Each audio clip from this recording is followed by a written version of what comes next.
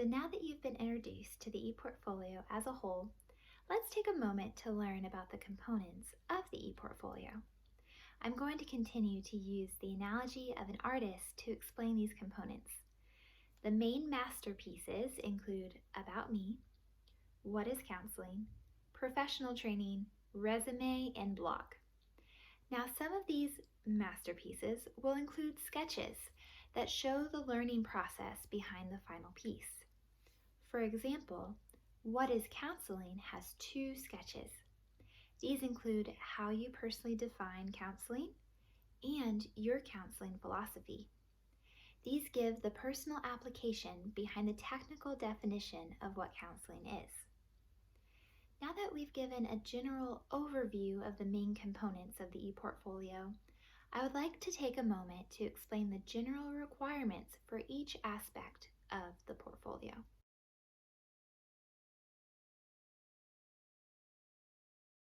So let's begin with About Me.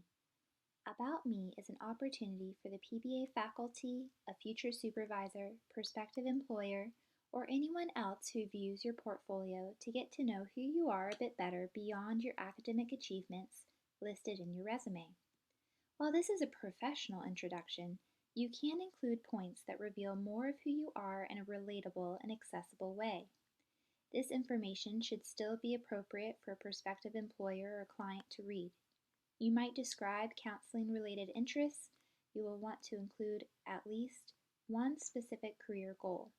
This could be what population you hope to work with, what concentration or training you hope to complete, and what professionally interests you.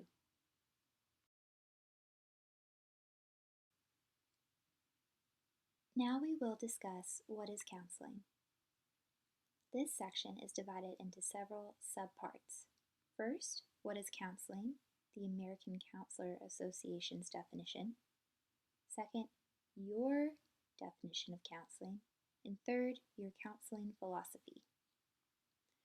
The first is the Defining Counseling subsection. In this section, you will want to provide a definition of counseling adopted by the American Counseling Association. Please note that it is the ACA, not the APA.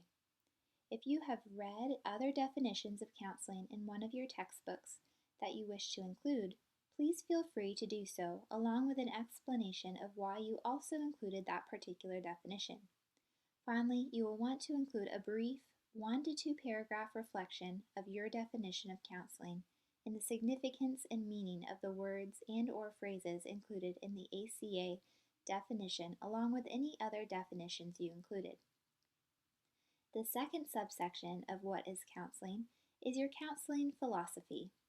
You will develop a first draft statement of your aspiring counseling philosophy and theoretical orientation. Please do not feel pressured to create a perfectly defined philosophy, as your philosophy will more than likely continue to evolve throughout and well after the completion of this graduate program. As you progress through your courses, clinical training, and field experience, your philosophy will be tested and redefined.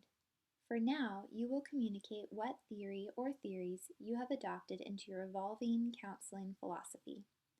An important note to add is students who are majoring or dual majoring in school counseling or marriage, couple, and family counseling will want to add to or revise their counseling philosophy and theoretical orientation statements after they have completed their major-specific courses that highlight the theories specific to their field. The third section we will discuss is professional training.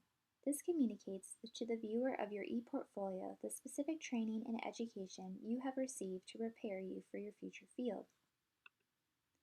Subsections include details regarding your degree and coursework, clinical training, your resume, membership in a professional organization,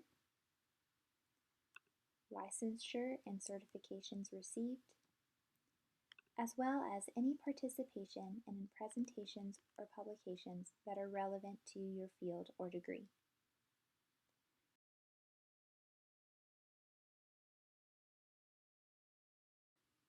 The final part of the ePortfolio you will be introduced to today is the blog. Throughout the upcoming courses, you will be prompted by your professors to reflect on key learning outcomes. These will be graded assignments that will not only meet the criteria for your class, but will then be published into your blog to add to your portfolio content. The purpose is to assist you in your reflective skills as you develop as a practitioner and record your learning milestones. This is an opportunity to collaborate between the art and the science of counseling by using creative writing skills to connect with your viewer in a professional and engaging manner. These will not be papers filled with professional jargon, but rather will be written in a way that is understandable to the general public. You can be as creative as you wish, even including images, memes, or charts illustrating a connecting point or topic. While there is no word limit, the minimum length of each entry should be 500 words. Although your blogging assignment is linked to specific courses and assignments, please do not post your entire paper and present it as a blog entry. As already mentioned, keep the reader in mind and include more personal opinions or reflections. Your course syllabi will include a blog as a graded assignment or remind you to complete your blogging entry based on the content of the course. As a reminder, please be sure to cite your sources according to the APA style and include your references. You will receive additional instruction regarding specific prompts in your future classes.